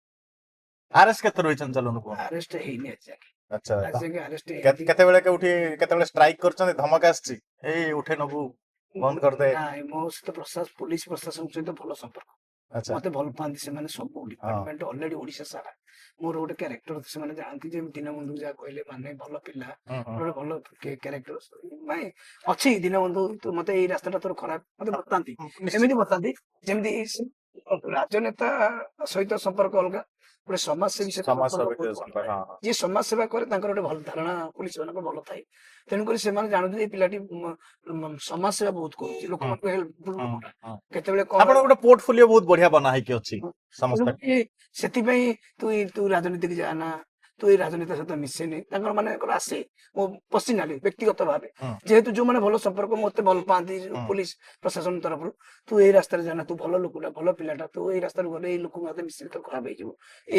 ଏମିତି ଷ୍ଟ୍ରାଇକ କରନା ଏମିତି ଷ୍ଟ୍ରାଇକ କର ଏମିତି ଲୋକଙ୍କର ଆକ୍ରୋଶ ଶିକାର ହନା ପବ୍ଲିକଲି ହଇରାଣ କରନା ଏଇଭଳି ଭଲ ମନ୍ତବ୍ୟ ଆସେ ପୋଲିସ କିଏ କହେ ପୋଲିସ ଖରାପ ମୁଁ ଜାଣିବାରେ ଯଦି ତାଙ୍କ ସହିତ ଭଲ ଭଲ ସମ୍ପର୍କ ରଖିଲ ହୁଁ ସେ କେବେ ଖରାପ ନୁହନ୍ତି ବୋଲି ମତେ ଜାଣେ ସେମାନେ ବି ଆମଭଳିଆ ମଣିଷ ନା ହୁଁ ସେମାନେ କାହିଁକି ଚାହିଁବେ ତା ସହିତ ସମ୍ପର୍କ ଖରାପ ମୁଁ ଯଦି ପୁଲିସିଂ ଗାଳି ଗୁଲଜ କରିବି ପୁଲିସିଂ ଯଦି ଖରାପ ବିହେଭ କରିବି ସେ ନିଶ୍ଚିତ ତାଙ୍କର ବି ସେମାନେ ବା ଚାକିରି କରିଛନ୍ତି ତାଙ୍କର ଆଟଲିଷ୍ଟ ତାଙ୍କ ଚାକିରି ପଳେଇବ 6 ମାସ ସସ୍ପେଣ୍ଡ ହେଲେ ବି ସେ ରିଟର୍ନ ପଳେଇ ଆସିବେ ହୁଁ। କିନ୍ତୁ ତାଙ୍କ ପାଖରେ ପାୱାରଟା ଅଛି ସେ ଆମକୁ ବି ଫସେଇକି ପାରିକି ଇଏ କରିପାରିବେ ତେଣୁକରି ଆମେ ଜାଣିଛେ ତେଣୁକରି ଆମ ସହିତ ମୋ ସମାଜ ସହିତ ମୋର ଭଲ ସମ୍ପର୍କ ତ ସେ ଆପଣଙ୍କର କେତେବେଳେ ଆନ୍ଦୋଳନରେ ଆପଣ ମାନେ ଲାଇକ୍ ହାତାହାତି ହେଇଥିବ କେତେବେଳେ ମାଡ ଲାଠି ଚାର୍ଜ ବଗେରା କେବେ ହେଇଛି ଆପଣଙ୍କର? କେବେ ବି ହେଇନି। ମୋର ଶୃଙ୍ଖଳିତ ଭାବେ ହେଇଛି କେବେ ବି ଲାଠି ଚାର୍ଜ ହେଇନି କେବେ ଏମିତି ହେଇଛି ମୋ ପିଲା ବିଶୃଙ୍ଖଳା କରିଛନ୍ତି ହୁଁ ସେମାନେ ମତେ କହିଛନ୍ତି ଦୀନବନ୍ଧୁ ଯାଇକି ପିଲାଙ୍କୁ ତୁ ଲିଡର ହେଇଛୁ ହୁଁ ପିଲାମାନଙ୍କୁ ତୁ ଯେମିତି ତୋ ପିଲା କଥା ତୋ କଥା ଶୁଣିବେ ହୁଁ। ସେଇ ଲିଡର କିଛି ମୂଲ୍ୟ ନାହିଁ ଯୋଉ କିଏ ପିଲା ଯୋଉଟାରେ କଥା ଶୁଣିବେ ପିଲା କଥା ଆଜି ମତେ ଆଡଭାଇସ ବାରମ୍ବାର ଦିଅନ୍ତି ହୁଁ ଯୋଉ ଲିଡର ପିଲା କଥା ଯିଏ ପିଲା ଶୁଣିବେନି ସେ ଲିଡର ହବାର ତାର ଯୋଗ୍ୟତା ନାହିଁ ତ ନାହିଁ। ବୋଲି ମତେ ଆଡଭାଇସ କରନ୍ତି ଯଦି ମୋ ପିଲା କିଛି ବିଶୃଙ୍ଖଳା କରନ୍ତି କିଛି ଗୋଟେ କୋଉଟେ ବ୍ୟବହାର ଖରାପ କରନ୍ତି ସେଟା ସେମାନେ କଣ ସେ ଜାଣନ୍ତି ଯେ ନା ଏଇ ଲୋକଟି ଭଲ ଲୋକ ହୁଁ ତାକୁ କହିଲେ ଏ ପିଲାଙ୍କୁ ସୁଧାରି ପାରିବ ସେମାନେ କୁହନ୍ତି କିନ୍ତୁ ମୋର ଆଜି ଯାକେ କୌଣସି 9 ବର୍ଷ ଭିତରେ ଗୋଟେ ପିଲା ବି ଥାନାକୁ ଯାଇନାହାନ୍ତି ହୁଁ ଥାନାକୁ ଯାଇଛନ୍ତି କିନ୍ତୁ କେବେ ବି ଆରେଷ୍ଟ ହେଇନାହାନ୍ତି କି ମୋର କୌଣସି ମୋ ନାଁ କେସ୍ ହେଇପାରିଥିବ ଯେ ଆନ୍ଦୋଳନ ରାସ୍ତା ଲୋକ ହେଇପାରିଥାବେ 20, 25, 30, 40ଟା ହେଇଥିବ ହୁଁ। କିନ୍ତୁ ଜେଲ ଯାଇନି ଯଦି ଅଟୋ ମାନେ କଥା କହିପାରୁଥାନ୍ତେ ଦୀନବନ୍ଧୁ ଭାଇ କଣ କଥା ହୁଅନ୍ତେ ସେମାନଙ୍କ ସହ? ନିହାତି ସେମାନେ ମୋ ଭଗବାନ ସିଏ ମୋ ଭଗବାନ ମୋ ପାଇଁ ଗର୍ବ କିଏ କଣ କହେ ପବ୍ଲିକ କହେ କିଛି ନାହିଁ, ମୁଁ କିନ୍ତୁ ଅଟୋ ମୋ ବି ଭଗବାନ ଅଟୋ ମତେ ପରିଚୟ ସୃଷ୍ଟି ହୁଁ, କରିছে, ହୁଁ, ମୁଁ ଅଟୋ ପାଇଁ ଚଢୁଛି ମୋ ବୃତ୍ତି। ହୁଁ। ଆଉ ମୁଁ ନିଶ୍ଚିତ ରାସ୍ତା ରାତି ପାଇଲେ ମୁଁ କହିଥାନ୍ତି ଯେ ମୁଁ ମୋ ମୋ ଜୀବନଠୁ ଅଧିକ ଭଲ ପାଇବି, ଯେମିତି ମୋ ପରିବାର ମୋ ଫ୍ୟାମିଲି ମୋ ବାପା ମୋ ପିଲା ଛୁଆ ମୋ ବାପା ମା ଭଲ ପାଏ, ମୁଁ ତାକୁ ସେମିତି ସଦାବେଳେ କଥା ହନ୍ତି, ତାକୁ ସେତିକି ସମ୍ମାନ ଦିଅନ୍ତି। ତା ଦୁଃଖଟା ପଚାରନ୍ତି ତୋର କଣ ଅସୁବିଧା ହଉଛି, ମୁଁ ତତେ କଣ ମୋ କ୍ଷତିକୁ ପହଞ୍ଚୁଛି, କେମିତି ତୋର କଣ କେମିତି କଲେ ତୁ ସନ୍ତୁଷ୍ଟ ହବୁ, ତାକୁ ଏମିତି ପଚାରନ୍ତି। କାରଣ ଯେହେତୁ ସେମାନେ ଜୀବନ ନୁହନ୍ତି, ଫିର ବି ସେ ଭଗବାନ, ମୁଁ ଆଜି ବି କହୁଛି ସେ ଭଗବାନ, ପ୍ରଥମ ଭଗବାନ। ଓଡିଶା ଅଟୋ ଡ୍ରାଇଭର ଆସୋସିଏସନ କିଛି ଥିମ୍ ସଙ୍ଗ ଅଛି? ହଁ ନିଶ୍ଚିତ କୋଉଟା? ସ୍ମାର୍ଟ ସିଟି ଜିନ୍ଦାବାଦ ବୋଲି ଗୋଟେ ଗୀତ ଅଛି। ଗୋଟେ ଗୀତ ଅଛି? ଗୋଟେ ଦିଟା 3-4ଟା ଗୀତ ଅଛି। ହଁ ହଁ ଭଲ ଗୀତ। ଆମର କବି ଅଛନ୍ତି, ଆମ ଗ୍ରୁପ ରେ ବହୁତ ଶିକ୍ଷିତ ଯୁବକ ହଁ ନିଶ୍ଚିତ। କବି ଅଛନ୍ତି, ହୁଁ, ସମାଜସେବୀ ତ କହିଲେ ଅଛନ୍ତି। ହୁଁ, ଆମ ଭିତରେ 70 ରୁ 80 ବ୍ଲଡ ଡୋନେଟ ପିଲା ଅଛନ୍ତି। ପ୍ରତ୍ୟେକ ମାସକୁ 3 ଥର ଜାଗାରେ 2 ମାସ ଥରେ ବି ବ୍ଲଡ ଦେବା ପିଲା ବି ଅଛନ୍ତି। ଆଚ୍ଛା ଏମିତି ଅଛନ୍ତି। ଆଉ ନିଃସ୍ୱାର୍ଥପର ହାତରୁ ଖର୍ଚ୍ଚ କରିକି ଲୋକମାନଙ୍କୁ ରାତି ଅଧରେ ଖାଇବାକୁ ତ ସେମିତି ତ ବହୁତ ପିଲାଙ୍କୁ ମୁଁ ବି ଦେଖିଛି, ହଁ, ମାନେ ଯୋଉମାନେ ଅଟୋ ଚାଳକ ମାନଙ୍କୁ ବହୁତ ଦେଖିଛି, ବହୁତ ସାରା ସବୁଠୁ ପିଲା। ନାଇଁ ବେଶୀ ଆମର ଭଲ ଲାଗେ ଯେତେବେଳେ ସଂଗଠନ ହେଲା, ଯୋଉ ଜିନିଷ ଫେରେଇ ଯେତେବେଳେ ଆପଣଙ୍କର ଗୋଟେ ଲାପଟପ ସପୋଜ ହଜିଗଲା, ହୁଁ, ସେଇ ଜିନିଷଟା ଆମ ଭାଇ ମାନେ ଆମର ପୋଲିସ ଫେରେଇବା ଆରମ୍ଭ କଲେ। ହଁ ପୋଲିସ ମାନଙ୍କର ସବୁ ଯେତେ ଭୁବନେଶ୍ୱର ଯେତେ ଯୋଉଠି ମୁଁ ତ ମଝିରେ ଦେଖିଥିଲି ତ ଜଣେ ଖଣ୍ଡଗିରି ପାଖରେ ସୁନା ଏଣ୍ଡ ଏ ସବୁ ଫେରେଇ ମୁଁ ଦେଇଥିଲେ। କହିଦଉଛି, ଯେତେବେଳେ ବିଶ୍ୱାସ ପୋଲିସ ମାନଙ୍କର ବିଶ୍ୱାସ ଆସିଗଲା ଯେ ନାଇଁ ନାଇଁ ୟାଙ୍କୁ କହିଲେ ୟାଙ୍କ ଜିନିଷ ବି ଫେରୁଛି। ହୁଁ, ଯଦି ପୋଲିସ କୋଉଠି ଜିନିଷଟା ହଜିଯାଇଛି, ପୋଲିସ ମାନଙ୍କର କଲ୍ ଆସୁଛି ମୋ ପାଖକୁ, ହୁଁ, ଦିନକୁ ବାବୁ ଏମିତି ଗୋଟେ ଜିନିଷଟା ଅଛି, ଆଉ ଆପଣ ଟିକେ ଗ୍ରୁପରେ ସେୟାର କରିଦିଅନ୍ତୁ। ହୁଁ। ସାଙ୍ଗେ ସାଙ୍ଗେ 5-10 ମିନିଟ୍ ଜିନିଷଟା ମିଳିଯାଏ। ସେଇଟା ହେଇଛି ଖୁସି ଲାଗେ ଯଦି ଅନଲାଇନ ପ୍ଲାଟଫର୍ମରେ ହଜିଥାଉ। କେତେ ପିଲା ଅଛନ୍ତି ଆପଣଙ୍କ ଗ୍ରୁପରେ?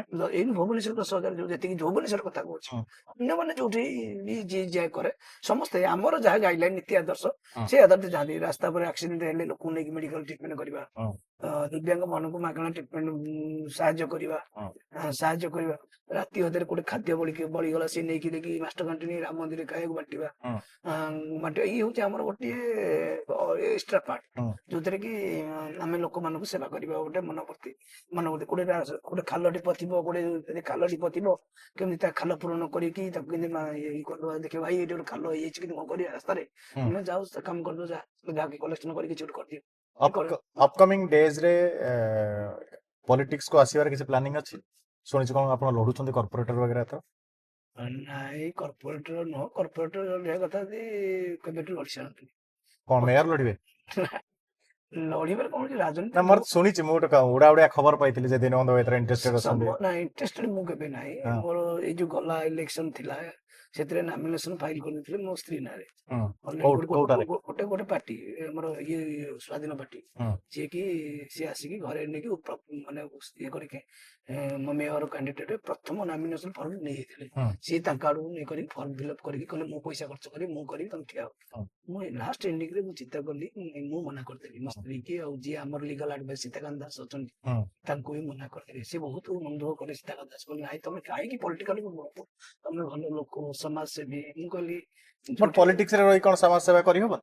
କରିହବ, ଆଉ ଯେହେତୁ ତାର ମାନେ ଆପଣଙ୍କ ତ ବିଧି ବ୍ୟବସ୍ଥା ଏଠି ଯୋଉ ପ୍ରକାର ଶୁଣନ୍ତୁ, ଏଠି ମୁଁ ଗୋଟେ ନୋ କରପସନ, ଖାଇପାରିବି ଖାଇବି ନା ଖାଇବି ନା ଖୁଆଇଦେବି, ହୁଁ, ନା ଖାଇବି କାହାକୁ ଖୁଆଇଦେବିନି। ହୁଁ, ମୁଁ ଭାବୁଛି ଯେହେତୁ ପଲିଟିକାଲ ରେ ବର୍ତ୍ତମାନ ଗୋଟେ ଇଲେକ୍ସନ ଲଢିବାକୁ ହେଲେ କିଛି ପଇସା ଦରକାର, ଲୋକ ମାନେ ନିଶ୍ଚିତ। ପାର୍ଟି ହଁ, ସେମାନେ ନିଶ୍ଚିତ ସେଥିରେ କଲେକ୍ସନ। ମୁଁ ତ ସେଇ ବ୍ୟବସ୍ଥାକୁ ଆପଣେଇ ପାରିବିନି ହୁଁ, କି ମୁଁ ବିନା, ଆଜିକାଲି ମୁଁ ଦେଖୁଛି ଗୋଟେ ଇଲେକ୍ସନ ଲଢିଲେ ହୁଁ, କୋଟି କୋଟି ଟଙ୍କା ପଇସା ଦରକାର, ହଁ, ମୋ ପାଖରେ ସେତେ ଟଙ୍କା ନାହିଁ। ନା ମୁଁ କି କାହାକୁ ମାଗି ଆଜିକାଲି ବି ପାରିବେନି। ପବ୍ଲିକ ବି କହିବେନି ଯେ ବିନା ପଇସାରେ ମୁଁ କାହାକୁ ଭୋଟ ଦବୁ ନାହିଁ। ହୁଁ, ମୁଁ ଯଦି କାଲି ଠିଆ ହେଲି, ହୁଁ, ମୁଁ ଧର ସପୋଜ ମୋ ଲୋକଙ୍କୁ କହିବି ଯେ ମୁଁ ଜଣେ ସମାଜସେବୀ, ମତେ ଭୋଟ ଦିଅ, ମୁଁ ଆପଣଙ୍କୁ ସେବା କରିବି। ମୁଁ ଏଠି ସିନା 24 ଘଣ୍ଟା କଟୁଛି, ମୋ ସହିତ ପିଲା 8 ଦିନରେ ଜାଣିଗଲେଣି ଦୀନବନ୍ଧୁ ଭାଇ ଡାକିଲେ ଆସୁଛି ବିନା ସ୍ୱାର୍ଥରେ, କି ଯାହା ହେଲେ କି ମୁଁ ଗୋଟେ ଫଣ୍ଡିଂ ତିଆରି କରିଦେଇଛି ସ୍ମାର୍ଟ ସିଟିର। ମୁଁ ଗଲେ ବି ମୋ ତେଲ ଖର୍ଚ୍ଚଟା ସେମାନେ 300 ଟଙ୍କା ହଉ ତେଲ ଖର୍ଚ୍ଚ ଦେଇ ଦଉଛନ୍ତି, କି ଖାଇବା ଖର୍ଚ୍ଚଟା ଦେଇ ଦଉଛନ୍ତି, ମୁଁ ଯାଇକି ଠିଆ ହେଇ ପଡୁଛି କି ହୁଁ, କାମ କରିଦଉଛି। ସେଠି ରାଜନେତାରେ ସେଇଟା ହେଇପାରିବ ବୋଲି ମୁଁ ମନେ କରୁନି। ଯଦି ବି ଥରେ ଠିଆ ହେଇକି ହାରିଲି, ହୁଁ, ସେଇଟା ମୁଁ ମୋ ଜୀବନରେ ମୁଁ ହାର କୋଉଦିନ ଯାଇ ମାନିନି କି ହାର ହେଇନି। ନା କୌଣସି କ୍ଷେତ୍ରରେ ମୁଁ ଯୋଉ କୌଣସି ପାଦ ଦେଇଛି ସବୁ ସକ୍ସେସ୍ ହେଇଛି। ତେଣୁକରି କୌଣସି ଜିନିଷ ଉପରୁ ଯିବା ପୂର୍ବରୁ ଶହେ ଥର ଭାବିବାକୁ ପଡୁଛି। ସମାଜସେବା ହେଇପାରିବ, ଗଣତନ୍ତ୍ର ରାଜନେତା ଗୋଟେ ସମାଜସେବା ଜିନିଷ, କିନ୍ତୁ ଲୋକ ରାଜନେତାଟାକୁ ବିଜନେସ କରିଦେଇଛନ୍ତି ଆଜିକା ଡେଟରେ। ସେ କେହି ସମାଜସେବା ଚିନ୍ତାଧାରାରେ କରିନାହାନ୍ତି, ସବୁ ବିଜନେସ ମାଇଣ୍ଡରେ ହିଁ ରାଜନୀତି କରୁଛନ୍ତି। ନେତାର ପୁଅ ନେତା ହଉଛି, ଅଭିନେତାର ପୁଅ ଅଭିନେତା ହଉଛି, କେହି ଗୋଟେ ଗରିବ ଗ୍ରାଉଣ୍ଡ ଲେବୁଲ ବହୁତ କମ ଲୋକ ନେତା ହେଇଛନ୍ତି। ଯିଏ ଗ୍ରାଉଣ୍ଡ ଲେବୁଲ ହେଇଛି ସେ ଲୋକଙ୍କୁ ଦୁଃଖ ବୁଝୁଛି, ଆଉ ସେ ବେଶୀ ଦିନ ଟେଷ୍ଟି ବି ପାରିନି। ଯେତେ ଗ୍ରାଉଣ୍ଡ ଲେବୁଲ ଯୋଉମାନେ ଗରିବ ହେଇଛି ବହୁତ ଟେଷ୍ଟି ବା ବହୁତ କଷ୍ଟକର ହେଇଛି ତା ପାଇଁ, କାରଣ ତା ବ୍ୟାକଗ୍ରାଉଣ୍ଡ ତା ପଛପଟର ଲୋକ ବିରୋଧ କରିଥାନ୍ତି। ଜଣେ ସଚ୍ଚୋଟ ଜିନିଷକୁ ଯଦି ବିରୋଧ କଲା ତା ପଛରେ କିଛି ନା ନାହିଁ, ତାକୁ କେମିତି ଫସେଇବା, ତାକୁ ନହେଲେ କିଛି ନା କିଛି କରି ତାକୁ ଘେରିଦବା, ଘେରିକି ତାକୁ ରାଜନୀତିରେ ବସେଇଦବା, ତୁ ରାଜନୀତି କରିବା ଦରକାର ନାହିଁ। ତେଣୁ ସିଷ୍ଟମ ଆମର ଯାହା ଚାଲିଛି, ଆମ ପବ୍ଲିକ ଏଥିପାଇଁ ଆମ ପବ୍ଲିକ ବି ଲୋକ ବି ଦୋଷୀ। ଆମ ଲୋକମାନେ ସତ୍ୟଟାକୁ ଗ୍ରହଣ କରନ୍ତି। ଆମ ଲୋକ ଯଦି ଚାହିଁଥାନ୍ତି ଯେ ମାଗଣା ଜିନିଷ ଆମେ ଖାଇବାନି, ଆମେ ଚାଷ କରିକି ଖାଇବା। ଆମ ଲୋକ ଯଦି ଚାହିଁଥାନ୍ତେ ଯେ ନାଇଁ ଆମେ ପରିଶ୍ରମ କରିକି ଆମ ପୁଅଟାକୁ, ଦେଖନ୍ତୁ ଆଜିକାଲି ଲୋକ ଇଞ୍ଜିନିୟର ଡକ୍ଟର କରିବାକୁ ଚାହୁଁଛନ୍ତି, କାହା ପୁଅ କିଏ କହିଲେ କୃଷକ କରିବା?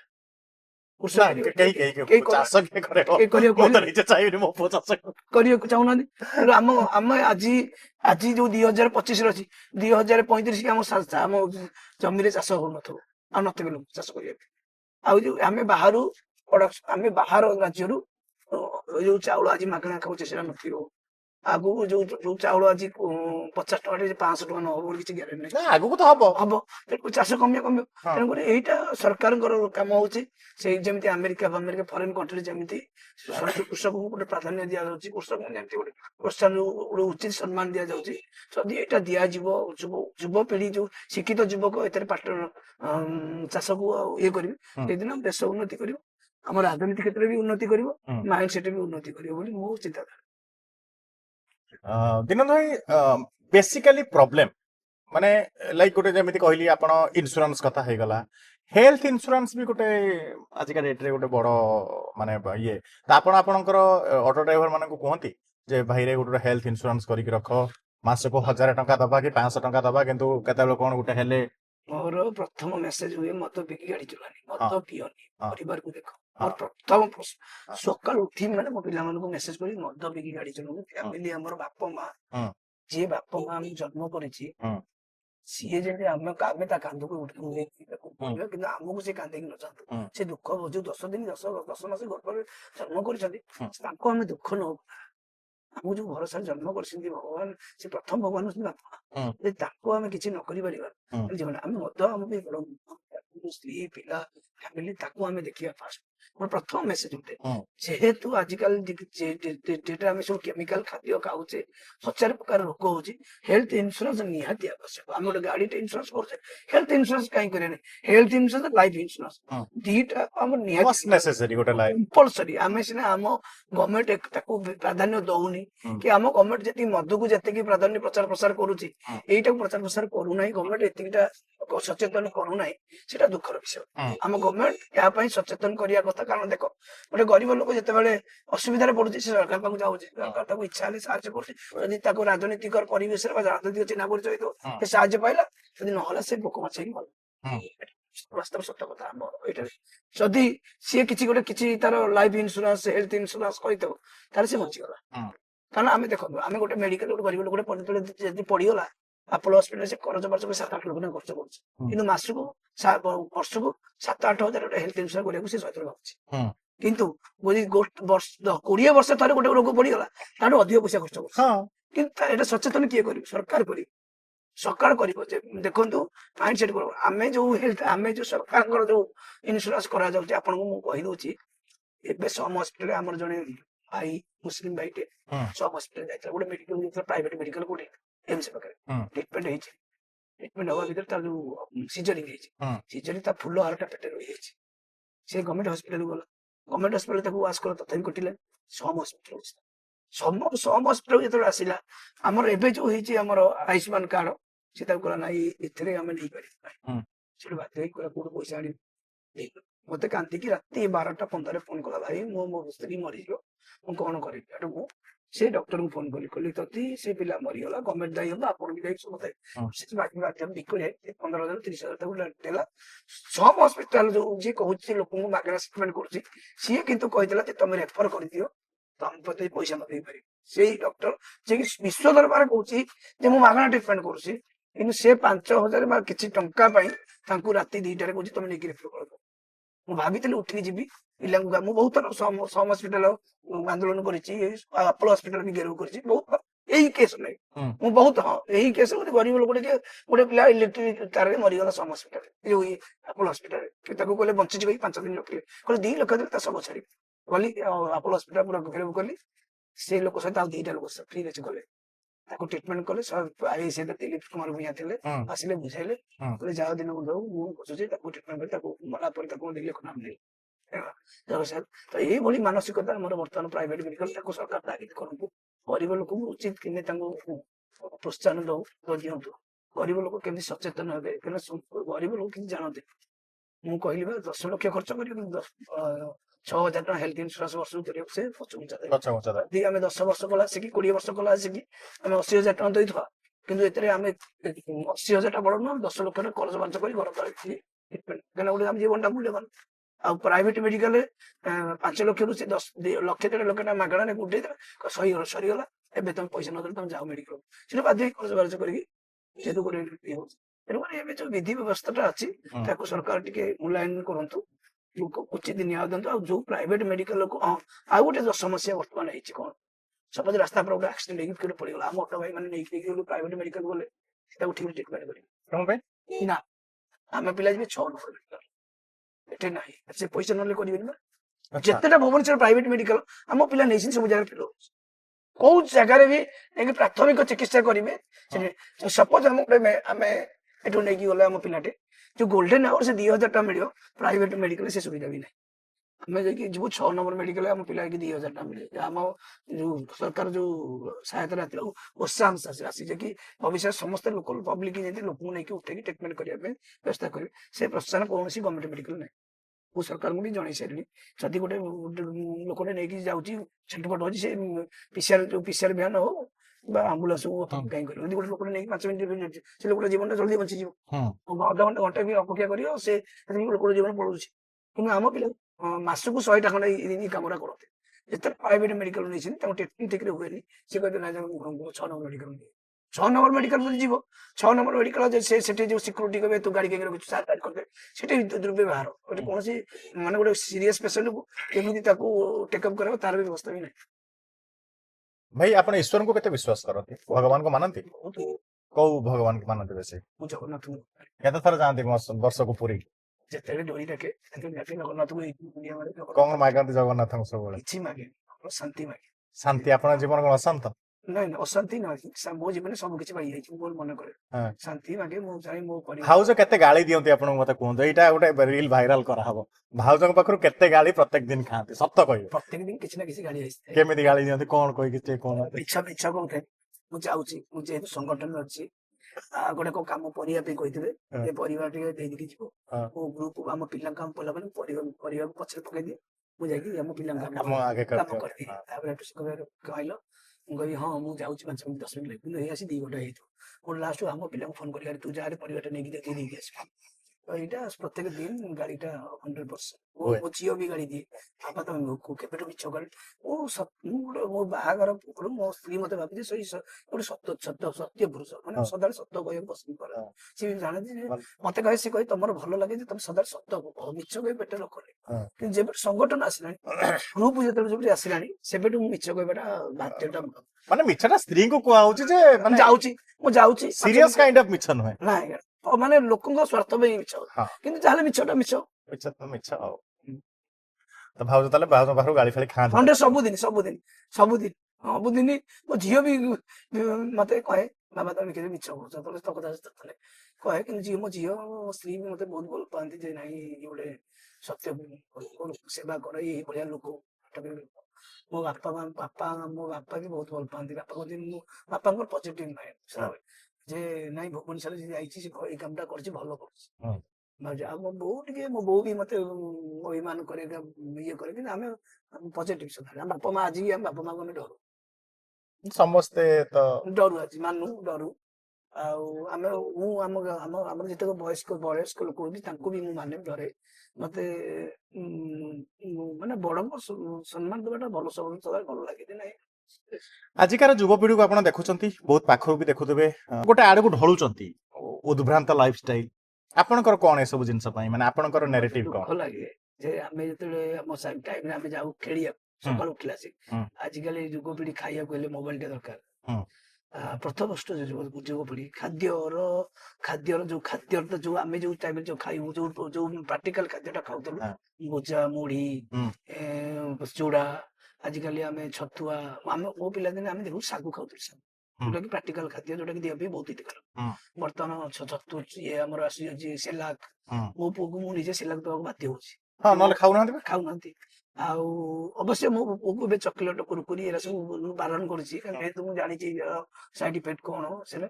କିନ୍ତୁ ଆଜିକାଲି ମୋବାଇଲ ମୋ ପୁଅକୁ ଟିକେ ଯେତେଟା କମ ମୋବାଇଲ ଦେଖିବାକୁ ଚେଷ୍ଟା କରୁଛି ଫିର ବି ଯେହେତୁ ପରିବେଶ ସବୁଆଡେ ମୋବାଇଲମୟ ମୁଁ ମୋବାଇଲ କଥା ହଉଛି ମୋ ପୁଅ ଦେଖୁଛି ମୋ ସ୍ତ୍ରୀ ଦେଖୁଛି ମୋବାଇଲ କଥା ହଉଛି ମୋବାଇଲମୟ ଆମକୁ ବର୍ତ୍ତମାନ ଆମ ପରିବେଶକୁ ମୋବାଇଲଟା ହିଁ ଖରାପ କରିଦେଇଛି ହଁ। ବହୁତ ଖରାପ କରିଛି ଆମ ଯୁବପିଢି ମୋବାଇଲରେ ବହୁତ ବାସ୍ତବତା କରାଯାଉଛି ଗୋଟେ ସମ୍ପର୍କର ମୂଲ୍ୟ ନଥାଏ ଗୋଟେ ଯୋଉ ଫ୍ୟାମିଲି ଯୋଉ ଗୋଟେ ବସିକି କଥାବାର୍ତ୍ତା ଜଏଣ୍ଟ ଫ୍ୟାମିଲିର କିଛି ଭ୍ୟାଲୁ ନଥାଏ ଗୋଟେ ବାହାଘର ଯୋଉ ବନ୍ଧୁବାନ୍ଧବର ଗୋଟେ ମୂଲ୍ୟ ନଥାଏ ଆଜିକାଲି ମୋବାଇଲ ବ୍ୟବହାର ପଠେଇଦବା ହୁଁ। ମୋବାଇଲରେ କହିଦବା ମୁଁ ଯାଇପାରୁନି ମୋତେ ପଇସା ପଠେଇ ପଇସାର ସମ୍ପର୍କ ଏବେ ବର୍ତ୍ତମାନ ଯୋଉ ବନ୍ଧୁବାନ୍ଧବ ଯୋଉ ବିପରୀତ ଏଟା ନାହିଁ ସମ୍ପର୍କ ଖାଲି ଷ୍ଟାଟସ ମେଣ୍ଟେନ ଯୋଉ ଆମେ ୱେଷ୍ଟର୍ଣ୍ଣ ଆମ ଓଡିଶା କଳା ସଂସ୍କୃତିରେ ଆମେ ନାହିଁ। ହୁଁ। ଆଚ୍ଛା ଭାଇ ଓଡିଆ ଫିଲ୍ମ ଆପଣ ଦେଖନ୍ତି ନା ଦେଖନ୍ତି? ଓଡିଆ ଫିଲ୍ମ ବହୁତ କମ ଦେଖିଛି ଏବେ ମୁଁ କମ ସେ କମ ମୋର ଯେବେଠୁ 2000 ମସିହାରୁ ଆଜି ଯାକେ ମୁଁ 2-3ଟା ଫିଲ୍ମ ଦେଖିଥିଲି ଗୋଟେ କଟକ ସିଦ୍ଧାନ୍ତ ମହାପାତ୍ର ଫିଲ୍ମ ଦେଖିଥିଲି। ଏବେ ଲାଷ୍ଟ କୋଉଟା ଦେଖିଥିଲେ? ଲାଷ୍ଟ ଏବେ ବାବୁସାନର ଫିଲ୍ମ ମୋ ଝିଅର ଯୋଉ ରଜକୁ ମତେ ଟିକେଟ ଦିଆଯିବ ବହୁତ ଦେଖିଛି ଆଉ ଗୋଟେ ଆମର ଅନନ୍ତା ବି ଦେଖିଛି ଯୋଉଟାକି ଦେଖିଛି ଏଇ ବର୍ଷ ମୁଁ ଦେଖିଛି ମୋ ସ୍ପେଶାଲ ମୋ ଝିଅ ଯୋଉ ଭଲ ଲାଗିଲା ଓଡିଆ ମୁଭି କେମିତି ବନୁଛି? ଓଡିଆ ଦେଖନ୍ତୁ ଓଡିଆ ନିହାତି ଭଲ ଲାଗିବ ଆମେ ସପୋର୍ଟ କରିବା ଆମେ ଓଡିଆ ହିସାବରେ ହଁ। ଆମେ ଓଡିଆ ଫିଲ୍ମ କାହିଁକି ସପୋର୍ଟ କରିବା ଅବଶ୍ୟ ମତେ ସମୟ ନାହିଁ ହଁ ସେଟା ଅଲଗା କଥା। କିନ୍ତୁ ଓଡିଆକୁ କାହିଁକି ମୁଁ ସପୋର୍ଟ କରିବିନି ମୁଁ ତ କହିବି ସମସ୍ତେ ଓଡିଆକୁ ପ୍ରଥମେ ପ୍ରାଧାନ୍ୟ ଦେବେ। ଆମର ଆଜି ଆମେ ଯଦି ପଛରେ ପଡିଛେ ଆମେ ଆମ କଲଚରକୁ ଆମ କଥାବାର୍ତ୍ତାକୁ ଆମ ଆମ ସଂସ୍କୃତି ଆମେ ପଛରେ ପକେଇଥିବାରୁ ଆମେ ପଛକୁ ଯାଇନି କିନ୍ତୁ ଆମ ଓଡିଶା ଗୋଟେ ଛୋଟିଆ ଆମର ମାଇନ୍ସ ଅଛି ଆମର ଖଣି ଅଛି ଆମେ ଗୋଟେ ବହୁତ ବଡ ମାନେ ନମ୍ବର 1 ରାଜ୍ୟ ହବା କଥା କିନ୍ତୁ ଆମ ଓଡିଆ ଲୋକ ଆମ ନେତା ଆମର ସରକାର ଯଦି ସେତିକିଟା ଫୋକସ କରିବେ ବା ଆମେ ଯଦି ନୋ କରପ୍ସନ ଜିରୋ କରପ୍ସନ ଆମେ କରିବା ସମସ୍ତେ ସଚ୍ଚୋଟତା ସହିତ ଚଳିବା ଆମ ଓଡିଶାରେ ଦିନେ ଦିନେ ନମ୍ବର 1 ହେଇଯିବ କିନ୍ତୁ ଆମ ମାଇଣ୍ଡସେଟ ଠିକ ହେବା ଦରକାର ଆମେ ଆମ ଫିଲ୍ମ ସପୋର୍ଟ କରିବା ପ୍ରତ୍ୟେକ ଜାଗାରେ ପ୍ରତ୍ୟେକ ଜିଲ୍ଲାରେ ଗୋଟେ ଫିଲ୍ମ ହଲ ଖୋଲିବା ଆମେ ସମସ୍ତେ ଦେଖିବାକୁ ଯିବା 1-2 ଘଣ୍ଟା ଆମେ ସମୟ ନାହିଁ ଆମେ ମୋବାଇଲ ଧରିକି ସାଙ୍ଗସାଥି ମତ ବି ଦଉଛେ 2 ଘଣ୍ଟା 3 ଘଣ୍ଟା ଆମେ ଦେଖିବାକୁ ଫିଲ୍ମ ଦେଖି ସମୟ ନାହିଁ କିନ୍ତୁ ଆମେ ସେତିକିଟା ଓଡିଆ ଫିଲ୍ମ କଣ ହେଇଛି ଆମେ ହିନ୍ଦୀ ଫିଲ୍ମ ଦେଖିବା ତେଲୁଗୁ ଫିଲ୍ମ ଦେଖିବା ଇଂଲିଶ ଫିଲ୍ମ ଦେଖିବା କିନ୍ତୁ ଆମ ଓଡିଆ ଫିଲ୍ମ ଦେଖିବା ଆରେ ଖରାପ ହଉ ଭଲ ହଉ ଯଦି ଭୁଲ ହେଇଛି ଆମେ ତାଙ୍କୁ କହିବା ଯୋଉଟା ଭୁଲ ହେଇଛି ଏଇ ବାବଦରେ କରନ୍ତୁ କିନ୍ତୁ ତମେ ପଇସାଟା କାହିଁକି ବାହାର କଣ୍ଟ୍ରି ବାହାର ରାଜ୍ୟକୁ ଦବା ଆମ ରାଜ୍ୟର ଲୋକଙ୍କୁ କାହିଁକି ଉତ୍ସାହିତ କରିବା ନାହିଁ କିନ୍ତୁ ଆମ ମାନସିକତା ନାହିଁ ଆମେ ଯଦି ଗୋଟେ ଫିଲ୍ମ ହେଲା ତାକୁ କମେଣ୍ଟ କରିବା ତା ହିରୋ ଦେଖ ସାଉଥରେ ହିରୋ ମାନଙ୍କୁ ଭଗବାନ ମାନୁଛନ୍ତି ତାଙ୍କ ଲୋକମାନେ ତେଣୁକରି ତାଙ୍କର ଉତ୍ସାହ ବଢୁଛି ସେଇଭଳିଆ ଫିଲ୍ମ କରୁଛନ୍ତି ଆମ ହିରୋ ମାନଙ୍କୁ ଆମ ଫିଲ୍ମ ଲୋକମାନେ କମେଣ୍ଟ ମାରିବେ ଖରାପ କମେଣ୍ଟ ମାରିବେ ଖରାପ କମେଣ୍ଟ କିନ୍ତୁ ସଲମାନ ଖାନ ଘରେ ରଖି ପୂଜା କରୁଥିଲେ କିନ୍ତୁ ଆମ ହିରୋଟା ଖରାପ ଲାଗେ କିନ୍ତୁ ସେଟା କରେନି ଆମେ ଆମ ହିରୋଇନ ହଉ ମୁଁ ବେଶୀ ଲାଇକ୍ କରେ ଆମ ଓଡିଆ ଲୋକଙ୍କୁ ଭଲ ପାଇବା ଓଡିଆ କଥାକୁ ଭଲ ପାଇବା ଓଡିଆ ଭାଷାକୁ ଭଲ ପାଇବା ଆମର ଅପରାଜିତା ମହାନ୍ତି ହଉ ମୋ ପିଲାଦିନ କଥା କହୁଛି ଆମେ ଆପଣଙ୍କର ଫେଭରାଇଟ ହିରୋ କିଏ? ଆମ ବିଜୟ ମହାନ୍ତି ବିଜୟ ମହାନ୍ତି ମିହିର ଦାସ ଆଉ ଉତ୍ତମ ମହାନ୍ତି ଅପରାଜିତା ଚନ୍ଦ୍ରା ରାୟ ଏତେବେଳେ ମୁଁ ବହୁତ ପସନ୍ଦ କରେ ଏମାନଙ୍କର ଆକ୍ଟିଂ ସେତେବେଳେ ସେତେବେଳେ ଯୋଉ ଆକ୍ଟିଂ ଥିଲା ବର୍ତ୍ତମାନ ଆକ୍ଟିଂ ର ସ୍କିଲ୍ ଟା କମିଗଲା କାହିଁକି କମିଗଲା ଏମାନେ ସବୁ ଆମର ଯୋଉ ଆକ୍ଟର ସବୁ ଏବେକା ଆକ୍ଟର ସବୁ ସେ ସବୁ ୱେଷ୍ଟର୍ଣ୍ଣ କଣ୍ଟ୍ରି ଫଲୋ କଲେ ସେତେବେଳେ ଆମେ ଲୋକାଲିଟି ଗୋଟେ ବିଲରେ ଧାନ ବିଲରେ କରିବା ମାନେ ସାଧାରଣ ପରିବାର ଘର ପଠେଇବା ଏଇ ଯୋଉ ଫିଲ୍ମ ଗୋଟେ ଗରିବ ପରିବାରକୁ ନେଇକି ଯେମିତି ଗୋଟେ ସାଧାରଣ ଫ୍ୟାମିଲି ନେଇକି ହେଇଛି ଆଞ୍ଚଳିକ କଥା ଏବେ ଯୋଉ ଆମର ଫିଲ୍ମ ଯେମିତି ହେଇଛି ଲୋକାଲ ଫିଲ୍ମ ତେଣୁକରି ସମସ୍ତେ ସପୋର୍ଟ କରିବେ ଆମର ପୁରା ଆମରି ସଂସ୍କୃତି ଆମ ଲୋକ ବି ଭଲ ପସନ୍ଦ କରିବେ ଆମ ଲୋକ ବି ଉତ୍ସାହିତ କରନ୍ତୁ ଯେ ନାଇଁ ଏଇଟା ଭୁଲ ହେଇଛି ଆମ ସଂସ୍କୃତି ନେଇ କର ଆମେ ଦେଖିବାକୁ ଯିବୁ ଦେଖିକି ରିଭ୍ୟୁ ଦିଅନ୍ତୁ ବିରୋଧ କରନ୍ତୁନି କାରଣ ଆମରି ଓଡିଆ ଲୋକଟି ଆମର ଓଡିଆ ଭାଇଟି ଆମେ କାହିଁକି ତାଙ୍କୁ ବିରୋଧ କରିବା, ତାଙ୍କୁ କାହିଁକି କମେଣ୍ଟ କରିବା? ଆମର ଲୋକଙ୍କର ଆଦତ ହଉଛି ଆମେ ଖରାପ କମେଣ୍ଟ ଦେଇକି ତାଙ୍କୁ କେମିତି ଖରାପ ଭାଇ ମୁଁ ଯଦି ସିଏ ଯଦି ଖରାପ ଲୋକଟା ତାକୁ ବୁଝାଉ ନା ଭାଇ ଏମିତି କଲେ ଭଲ ହବ, ଏଇଟା ଭୁଲ ହେଇଯାଇଛି, ତାକୁ ଆମେ ଗୋଟେ ଖରାପ କମେଣ୍ଟ ଦେଇଦେଇକି ତା ମନୋବଳଟା କାହିଁ ଭାଙ୍ଗିବା? ଭାଙ୍ଗିବା। ବହୁତ ଭଲ ଲାଗିଲା ଭାଇ ଆପଣଙ୍କ ସହିତ କଥା ହେଇ। ମୁଁ ଆପଣଙ୍କୁ ମୋର ଲାଷ୍ଟ ଇଏ କହିବି, ଆପଣଙ୍କ ତରଫରୁ ଓଡ଼ିଶାକୁ ଏବଂ ଆପଣଙ୍କର ଆସୋସିଏସନକୁ କିଛି ଗୋଟେ ସନ୍ଦେଶ ଦିଅନ୍ତୁ ଏଇ ଟପିକ ଥ୍ରୁ। ମୋର ଜୀବନର ଗୋଟେ ଲକ୍ଷ୍ୟ ହେଇଛି ଯେ ମଦମୁକ୍ତ, ପୁରା ମୋ ମଦମୁକ୍ତ ସମାଜ ଗଠନ କରିବା। ମଦମୁକ୍ତ ସମସ୍ତେ। ମୁଁ ଆମ ରାଜ୍ୟ ସରକାରଙ୍କୁ ବି ଅନୁରୋଧ କରିବି, ମୁଁ ଜାଣୁଛି ଟ୍ୟାକ୍ସ ଅଧିକ ହଉଛି, ହୁଁ। କିନ୍ତୁ କିଛି କିଛି ବହୁତ ନିରୀହ ଜୀବନ ମରୁଛି, କିଛି ସଂସାର ଭାସି ଯାଉଛି। ହୁଁ। ମୁଁ ସରକାରଙ୍କୁ କରିବି ଯଦି ମଦ ଯୋଉ ଲୋକାଲ ଅଛି ଲୋକାଲ ଜାଗାରେ ବନ୍ଦ କରିକି ହୁଁ। ବାହାର ମାନେ ରଖନ୍ତୁ, ଯୋଉମାନଙ୍କର ଆବଶ୍ୟକ ହଉଛି ହୁଁ। ବହୁତ ଇଏ କରନ୍ତୁ। ଆଉ ଯଥାସମ୍ଭବ ଚେତନ୍ତୁ ଯୁବପିଢିକୁ ମୋବାଇଲ ଯୋଉ ଇଏ ଯୋଉ ମଦରୁ ମଦରୁ ଇଏ କରିବା ସହିତ କୃଷି କ୍ଷେତ୍ରରେ ଟିକେ ସମସ୍ତ ପ୍ରାଧାନ୍ୟ ଦବା। ଗଛ ଗୋଟେ ଗୋଟେ ଲଗାନ୍ତୁ। ହୁଁ। ଗୋଟେ ଗୋଟେ ଗଛ ଲଗେଇକି ଆମେ ବଞ୍ଚିଗଲେ, ଆମ ପରିବେଶ ଆମେ ବର୍ତ୍ତମାନ ସମସ୍ତେ ବଞ୍ଚିଗଲେ, ହୁଁ। ଆମର 2035 କି ଆମ ଲୋକ ଥିବେ କି ନଥିବେ, ସଂସାର ଭାସି ଯାଇଥିବେ କି କିଛି ତାର ଜଣା ନାହିଁ। ଆମେ ସେଇ ପୂର୍ବ ପିଢି ପାଇଁ ଚିନ୍ତା କରିବା ପାଇଁ ମୁଁ ସରକାରଙ୍କୁ ମୋର ସମସ୍ତ ଜନସାଧାରଣଙ୍କୁ ଆଉ ଭାଇ ଆମର ଆସୋସିଏସନର ମେମ୍ବର ମାନଙ୍କୁ ଅନୁରୋଧ କରନ୍ତୁ ଆମ ଚ୍ୟାନେଲକୁ ଫଲୋ କରିବା ପାଇଁ, ଟପି ଟକ୍ ଚ୍ୟାନେଲ। ଆସୋସିଏସନକୁ କରିବି ଆଉ ସାରା ଓଡିଶାକୁ ବି କହିବି। କାହିଁକିନା ଦେଖନ୍ତୁ ସମସ୍ତଙ୍କର ଖରାପ ଗୁଣଟା ଦେଖିବା ପାଇଁ ଭଲ ଗୁଣଟା କଣ, ଭଲ ଗୁଣଟା ଦେଖନ୍ତୁ। ଲୋକ ସମସ୍ତେ ଖରାପ ଗୁଣଟାକୁ ସଦାବେଳେ ଫଲୋ କରନ୍ତି। ଗୋଟେ ଲୋକ ଖରାପ ଭଲ ଗୁଣଟା କଣ ଅଛି ସେଟାକୁ ପ୍ରୋତ୍ସାହନ ଦେବେ, ଖରାପ ଗୁଣଟାକୁ ତାକୁ କରନ୍ତୁ ଯେ ନାଇଁ ଏଇଟା ସାର୍ ଛାଡି ଦିଅନ୍ତୁ, ଏଇ ଗୁଣଟା ଆପଣଙ୍କୁ ଭଲ, ଏଇଟା ବି ତମକୁ ପ୍ରାଧାନ୍ୟ କର। ହେଲେ ଗୋଟେ ଲୋକର ଉତ୍ସାହ ବଢିବ। ମୁଁ ସମସ୍ତଙ୍କୁ ଅନୁରୋଧ କରିବି ନିଶ୍ଚିତ ଫଲୋ କରିବେ, ଲାଇକ୍ କରିବେ, ସବସ୍କ୍ରାଇବ କରିବେ। ନମସ୍କାର, ଜୟ ଜଗନ୍ନାଥ, ଜୟ ଶ୍ରୀରାମ।